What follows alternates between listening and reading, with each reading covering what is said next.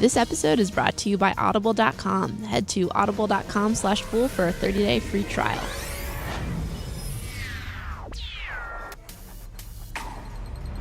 Hello everyone, welcome to Industry Focus Financials Edition. Today is May 9th, 2016. My name is Gabby LaPera. I'm in the studio, and joining me on the phone is financials analyst John Maxfield. How are you doing? I'm doing great, Gabby. Happy to be here as always. Fantastic. I am also very excited to be here. You guys will have to excuse any auditory, vocalized pauses that I might take because I haven't had any caffeine yet, as I was explaining to John, and I'm not at my best and brightest without caffeine. So here we go.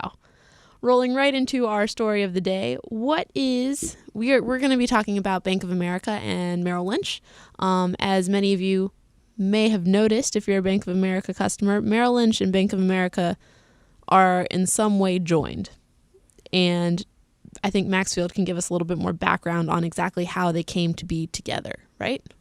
That's right. Yeah. So Bank of America purchased Merrill Lynch in September in 2008. And here, just to kind of set the scene a little bit more, one of the things we've seen in the 8 years since the financial crisis is that some banks have gone and basically recovered and even actually thrived as a result of the financial crisis.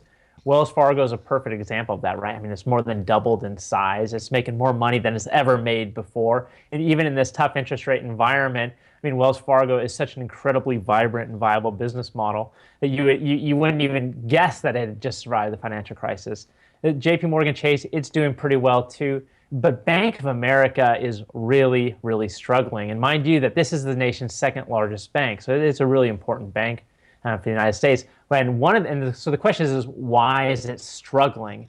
And one of the reasons it seems to be struggling is because of the acquisition of Merrill Lynch that it did in September of 2008, really in the trough of the financial crisis over a very fast weekend. It was the same exact weekend that Lehman Brothers failed, that the Treasury Department and the Federal Reserve approached Bank of America to see if they'd be willing to basically just buy Merrill Lynch over the course of a weekend.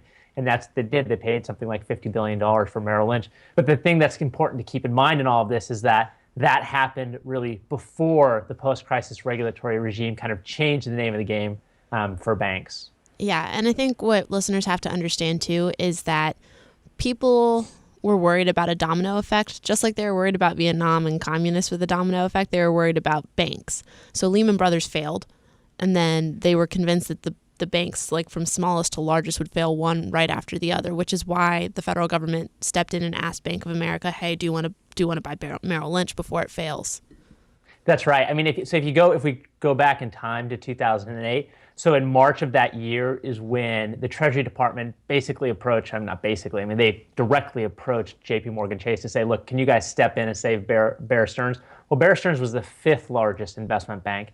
Lehman Brothers was the fourth largest. And then Merrill Lynch was the third largest. Then you had Morgan Stanley and Goldman Sachs. And to Gabby's point, it just looked like that's the way the dominoes were tumbling. You had Bear fall basically in March. You had Lehman fall in September. And the thought was that if you didn't draw the line somewhere, all five of them would go. And then that would just be that would cause a global catastrophe. What do you think? Do you think Merrill Lynch actually would have failed if Bank of America hadn't bought them up? That's a great question. Gabby, I got to be honest, that's an amazing question. So let me answer it this way. So there are some banks out there, JP Morgan Chase and Wells Fargo in particular, who basically said, look, we did not need the federal government to step in to save us. And to a certain extent, that is right. Because Wells Fargo, JP Morgan Chase had plenty of liquidity, had plenty of capital. They were fine as institutions. It was really just a handful of other commercial banks that were struggling, and then all the investment banks. But had the government not stepped in and basically backstopped the entire credit market in the United States, every single bank was at threat of failure. Because if JP Morgan Chase may have been fine, but all of its counterparties that owed JP Morgan Chase money, and when one counterparty owes another counterparty money, that's an asset to the company that the money is owed. So basically, JP Morgan Chase's assets could have been decimated, not because of JP Morgan Chase, but because of all its counterparties failed. So the fact of the matter is, yes, I think there's an argument that if the government didn't step in, not only would have Merrill Lynch failed, but even the biggest and soundest financial organizations in the country would have been a threat of failure. So I'm just going to take a brief break and thank Audible again for sponsoring today's episode. Audible.com is a great platform for audiobooks, which, if you're in the DC area, are fantastic to listen to while you forlornly watch for a train to come. Let an audiobook transport you from the dreary reality of commuting. Just go to audible.com/fool for a free 30-day free trial. Okay, so now Bank of America, going back to our story, has purchased Merrill Lynch, and the things have changed for them. What they hadn't realized, I guess no one had really thought about, the regulatory environment was going to have to change as a result of the financial crisis. So the financial regulatory climate was completely different from that weekend onward, which really sucked for Bank of America. I don't know if I'm allowed to say that on air, but we're going to keep it in. So now Bank of America is running into a few different things, right? So the regulatory requirements have changed. First and foremost, liquidity coverage ratio. Second, capital requirements. Third, believe it or not, their scale is working against them. And fourth, the Volcker rule. So let's cover that in order. Do you want to start with the liquidity coverage ratio? Yeah, and here's the issue. So Bank of America, a bank wants to earn 1% on its assets. That's really what you need to earn in order for a bank to be able to create value. Well, Bank of America is earning dramatically less than that. And so one of the reasons that it's earning so much less is because its balance sheet has to be much more liquid than a regional bank or even a large bank like Wells Fargo, but a simpler bank, because Bank of America has both investment banking operations and retail banking operations. So if you think about what a bank is, really a bank is nothing more than a leveraged fund, right? You have some capital, you borrow a whole bunch of money for really cheap from depositors, and then you invest that money into higher yielding assets. Well, so the key is that if you can invest a larger chunk of that money into into really high yielding assets, and in the banking world, those are loans, then you're going to make a lot more money than a bank that's going to have to invest its money in, say, government securities, which only yield, whatever it is, 2%, 2.5%. So if you look at Bank of America, one of the things that you'll notice is that only 41% of its earning assets consist of loans. Whereas if you go over and you look at Wells Fargo, 51% of its earning assets consist of loans. And so, our listeners, just so you know, 10 percentage points might not seem like a lot. For example, if you got a 46 on a test and you raise it up to a 56, you're still failing. 10 percentage points can make all the difference in the world in financial terms. Yeah, 10% is a huge. And let me give you some numbers to really back this up. So Bank of America has $1.8 trillion worth of earning assets, okay? So the difference between Bank of America and Wells Fargo in terms of the percentage of loans, or the percentage of their assets that are allocated to loans, equates to $11 billion in annual interest income for Bank of America. So that's just like basically free money that, for all intents and purposes, falls to the bottom line after taxes are taken out of the equation. So the fact that it has to stay so much more liquid than Wells Fargo does is really impacting this bottom line. And the reason it has to stay so much more liquid is because of this thing called the liquidity coverage ratio. And the liquidity coverage ratio basically just tells banks how much cash or high quality assets they have to hold on their balance sheet. Liquid assets. And for our listeners who are maybe new to investing or finance, liquid means that they're easily converted into cash. And the reason that banks have to have such a high, before the financial crisis, banks had a much lower threshold for their liquidity coverage ratio because they just did. No one had to. That's right. And what we learned in the financial crisis, and we've seen this through financial crises, basically every financial crisis in the past, is that one of the main reasons that banks fail isn't necessarily for a lack of capital, but it's for the lack of liquidity. So you have depositors that are running on a bank that want their cash very quickly. Well, a bank cannot, as a general rule, transition its assets from, say, loans, government securities over into cash fast enough to satisfy those runs. And so what the regulator saw was that, look, we need to require the banks just at all times to hold more liquidity on their balance sheet. And the banks that have to hold the most are universal banks, the ones with trading operations, other types of Wall Street operations, and retail operations, because the projected because their liquidity coverage ratio is much higher because the cash outflow under a projected scenario where you have like kind of a financial crisis, which is they use the same kind of test that they use during the capital the CCAR process every year, which tests capital standards, is that they look at how much liquidity would flow out of a bank under a severely adverse economic scenario, and then that's how much a bank has to hold on its balance sheet at any one time. Right. And so if you think about it, a retail bank, which are banks that specialize in basically taking deposits and putting them back out again as loans, the likelihood of them losing all of their capital because of a bank run is a lot less than people pulling out of the stock market, which is what could happen to a universal bank. Right, or even more importantly, let's say you're a universal bank like Bank of America, and you have a prime brokerage, so you serve hedge funds, and hedge funds keep a lot of money on deposit with you in order to buy and sell securities as opportunities present themselves. Well, hedge funds, they are at the cutting edge in terms of knowing what's going on Wall Street. As soon as they hear that there's a problem at a bank, they're going to pull all of their money out. So that's where that run really starts. Whereas retail deposits with people like you and me, we don't, well, I mean, we're a little unique because we follow banks so closely, but the average person doesn't follow banks that closely. So they're not going to know when a bank gets into trouble immediately. So they're not going to run on the bank immediately and pull all that money out. So that's that difference between your Wall Street operations and your retail banking operations from the liquidity perspective. Right. And so now we run into our second hurdle, which is, again, a product of the new regulations that came with the financial crisis, which is capital requirements.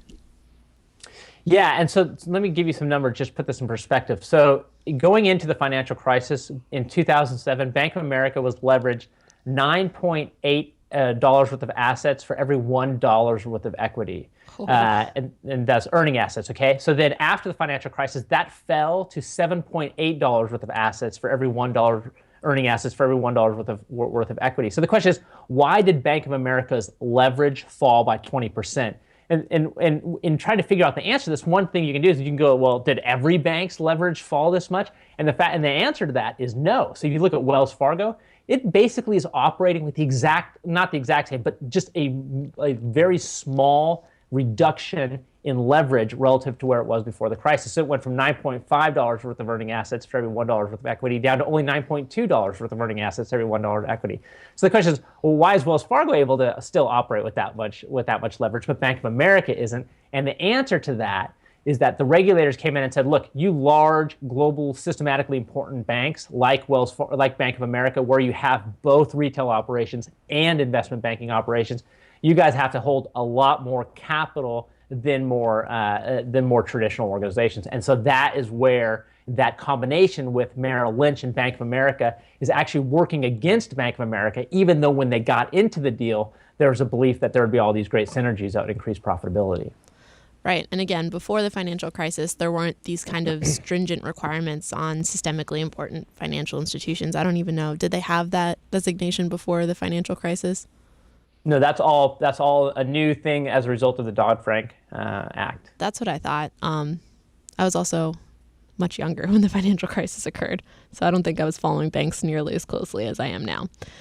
So the third thing is, you would think that Bank of America would be able to, like you said, take advantage of the synergies. I sound like a consultant now. Of the synergies between the merger of Merrill Lynch and Bank of America, and kind of like leverage that to really profit from it. You're basically sitting here saying economies of scale, right? Like, why aren't they making more money? Like, Costco makes more money because they're bigger and they can, pass on savings. It doesn't work that way. Yeah, and one of the main issues is that going into the crisis, one of the ways that Merrill Lynch made a lot of money was through its trading operations. Well, another part of the post-crisis regulatory regime is that the regulators have really, really constrained what banks can do when it comes to trading. So in 2010, for example, Bank of America earned something like $10 billion worth of revenue from trading, and that was really from the Merrill Lynch operations that it had acquired in 2008. Well, last year it was down to something like $6.5 billion. So it decreased something like 36%. So you have, this change in the regulatory regime that basically eviscerates Bank of America's, to a certain extent, large swaths of Bank of America's trading operations. So and it bought Merrill Lynch thinking that like, look, oh, the trading operations are so profitable. And now those trading operations have been basically taken away. And the only reason that banks can trade nowadays for the most part is in order to hedge their own risk, to hedge identifiable risks, or two, in order to make a market for clients. That means that they can no longer trade, a bank can no longer trade on its own behalf, which is how they really made money. Yeah, so this is part of the Volcker Rule, which is a ban on proprietary trading, which is what Maxfield just described. It also prohibits banks from owning or investing in hedge funds or private equity, and it came with a slew of liability limitations. So it really curtailed the bank's ability to do what banks had been doing before, which is good in terms of financial stability, but bad in terms of them being able to make money, because as always, the riskier the proposition, the more likely you are to make money. Or not the more likely you are to make money, the bigger money you could make. Right, and here's one other piece to this whole puzzle. So because Wall Street operations, trading, mergers and acquisitions, advisory work, stuff like that, it has a tendency to be much more volatile than just your traditional commercial banking operations, taking deposits and making loans. And because of the enhanced volatility in these type of operations, traders give banks with both type of operations much lower multiples on their stock. And when a bank has a lower multiple on its stock, if it wants to eventually use that stock to make an acquisition, its money doesn't go as far. So not only is this hurting your profitability at a bank, but it's also impacting a bank's valuation, which impacts its cost of equity. Yeah. Another really interesting aspect to this rule that I was reading about was that for certain big banks, because of the Volcker Rule, some of their top traders just left because they felt like they couldn't do their jobs anymore. So they went off and started their own hedge funds, which it hadn't even occurred to me that it might cause a brain drain from banks.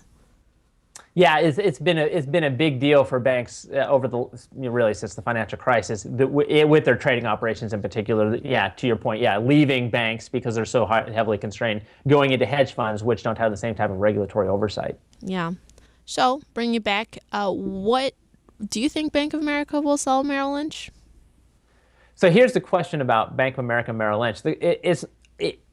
It looks to me, and I would say that a lot of bank analysts would agree, that Bank of America, as it is presently constructed, i.e. as a universal bank with this huge slate of operations, both investment banking operations and retail banking operations, it doesn't look like that combination is going to produce the type of profits that investors are going to expect over the long run. So then the question is, well, what does Bank of America do about this? Does it just basically spin Merrill Lynch back off? And I don't see that as happening, because Merrill Lynch does have really valuable wealth management businesses that Bank of America does benefit from a lot, that are really stable, that add to its business as opposed to subtracting from it. So most likely you would think that it's going to keep those wealth management operations. The question is, what's it going to do with those Wall Street operations? Does it just continue to slog along and hope that things turn around eventually? Does it shut those down? Does it spin those off to another bank or to a competitor? That's the big question. But I would certainly say that if Bank of America's profitability does not improve, and because of the regulatory constraints around these things and the way that Bank of America is built, it looks like it's going to have a hard time earning the same type of money as Wells Fargo. And at that point, at a certain point, 2 years from now, 5 years from now, will be more than a decade past the financial crisis. So if Bank of America isn't able to earn that 1% on its assets, I would have a hard time envisioning investors sitting pat and just letting things continue on as they are. Yeah, and especially because the bank has talked about increasing efficiencies a lot of late, now that they're done with all their legal woes. Well, for the most part, they're done with all their legal woes. I think that they're probably going to start looking internally and seeing what cost-cutting measures they can take. They've already started doing it. This might just be a natural progression of that. Yeah, they've cut, under Project BAC, which they've completed, they've cut over $8 billion in annual expenses on a yearly basis. But you can only cut expenses so far. Right now, the problem at Bank of America really is no longer about expenses. The problem now is about revenue. How is it going to generate more revenue? Right. So what do you think? What do you think should be our final investing takeaway for this episode? I think to be honest with you, I think there's actually two. So first of all, I'm a shareholder in Bank of America. It's actually me and my wife's biggest position. So I'm actually pretty bullish on Bank of America. But the question is how is the value in that investment going to be unlocked? And splitting up Merrill Lynch, if they do spin off a piece of it, and if then the two different pieces can get higher valuations at each of their respective stocks, there could be a lot of value created in that. So I think that is a very potential likelihood. Now, the other potential is on the downside, is if they can't get things to turn around, to a certain extent, investors are going to bid the stock price down even further, which is crazy to think about when it's already trading for something like 35% discount to its book value. Right. So basically, keep your ears perked for any kind of information on Bank of America and Merrill Lynch. So thank you guys very much for joining us. Thank you, Austin, for mixing sound behind the glass back there. As usual, people on the program may have interest in the stocks they talk about, and the Motley Fool may have recommendations for or against, so don't buy or sell stocks based solely on what you hear. Contact us at industryfocus@fool.com or by tweeting us at MFIndustryFocus. Let us know if you have any questions because we're doing a mailbag episode eventually. Maybe you're curious about the debacle that's going on at London Club right now, or why the heck chip cards take so long to process. Whatever your question is, please email us. Thank you for joining us, and I hope everyone has a great week.